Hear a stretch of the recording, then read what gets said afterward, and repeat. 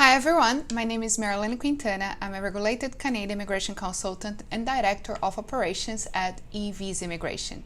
And in today's video, I'm going to talk a little bit more about my journey. So this is the part 2 of my journey in Canada. If you want to check part 1, here's the video. Feel free to click and watch now or later. But in this video today, I'm going to talk a little bit more about my application process and why I decided to become an immigration consultant and create eVisa Immigration.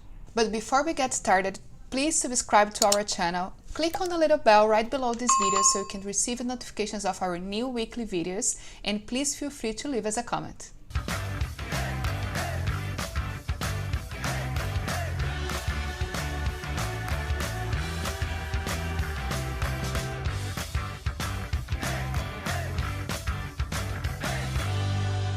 So if you watched part 1 of this video, you already know that once I was allowed to study full-time after the study portion of my program, I got a job as IT project coordinator, which was related to my background, education, and experience that I had in Brazil. As many of you, I didn't know exactly what to do in order to stay in Canada. At the time I was living and working in Canada, I had no doubt that I wanted to stay here, that I don't want to go back to my home country. So I decided to apply for permanent residency.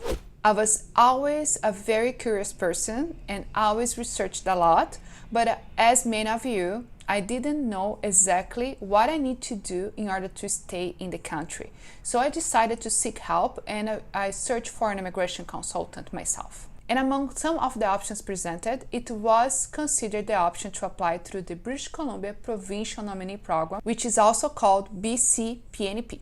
Well, the company then decided to provide the support, but it was up to me to prepare all the paperwork, and so I did. So I prepared everything for my application. I submitted to them for their signature, and then everything was posted. So I was able to renew my work permit, and then I was able to obtain what we call an employer-specific work permit. So I could only work for them and in that occupation while my application was in process. And following the approval from the Provincial Nominee Program, I also applied for permanent residency with the federal government of Canada. But not everything was perfect in my journey. Unfortunately, the company was sold and they decided to transfer the project department to another country.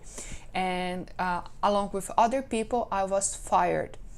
And my process was employer-driven, which means if I'm fired, I may no longer have a process. That's when my nightmare started. I was going to many professions to know what to do, what are the options, if I could do anything to save my application.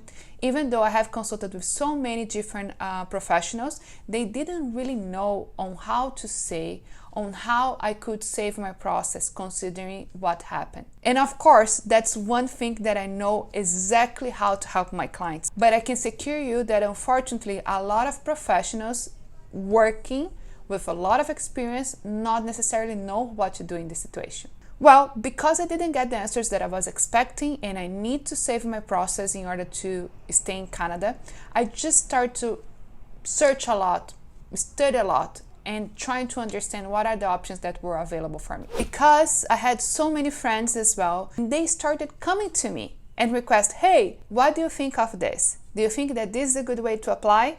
And sometimes, even though I didn't know the answer, I would offer to study, verify, research about the situation, and get back to them with a conclusion, with a pathway in order to help them.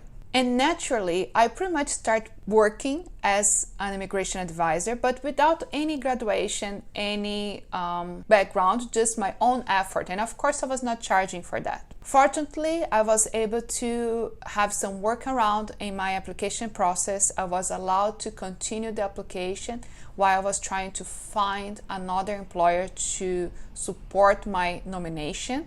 And luckily, my permanent residence application was approved. And at that time, I was free to do whatever I want.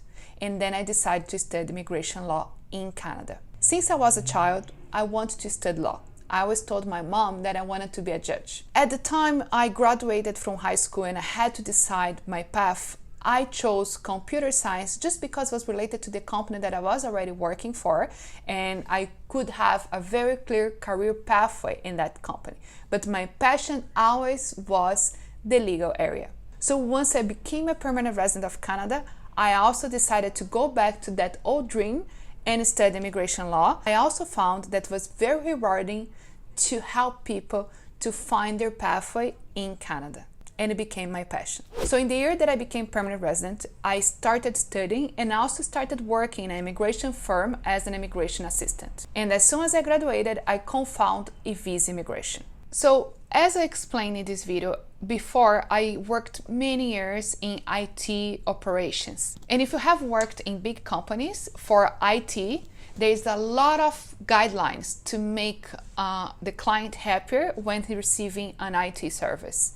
So for example, process and procedure is recorded, service level agreements, operational level agreements, use of technology to make things better. And because of my background, I was able to bring all of that knowledge to eVisa to provide a very unique service that's not only focused on doing the best in legal advice for immigration, but also with a set of tools and processes that help our firm to thrive.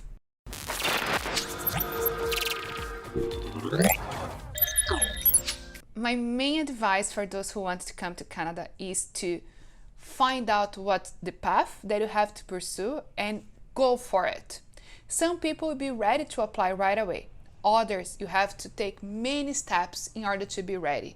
Doesn't matter what path yours is, just take the first step. The most common regret that people have when they come to Canada is the regret of not having decided earlier to come to Canada. And I see that a lot of people, they want to, but they keep dreaming, but they don't take action. So take action. But remember, the first step for you to achieve anything in life is to believe. So believe in yourself, believe in your project, take the first step to make your pathway happen. And in my opinion, the first step is to understand your options. So count on us to help you to find your path, to find what programs are you eligible for, book a consultation, and then we can guide you throughout the process. So that's all about my immigration journey in Canada. I hope you guys liked this video. If so, don't forget to give us a thumbs up, subscribe to our channel, and feel free to leave us a comment right below in this video. Thanks for watching and see you on the next video.